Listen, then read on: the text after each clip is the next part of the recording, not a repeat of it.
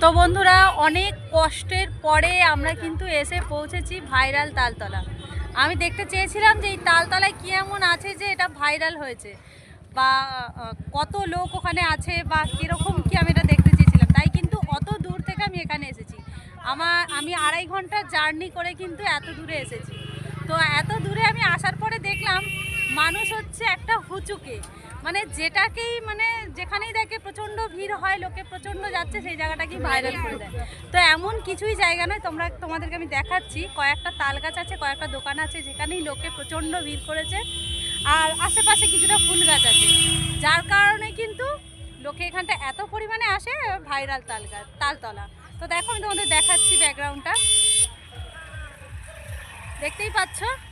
খালি কিছুটা লোকের ভিড়, আর হাতে গুনে কয়েকটা তাল গাছ আছে, তাই ভাইরাল তালতলা। তো আমি বলবো না খুব একটা খারাপ, ভালোই লেগেছে আমার।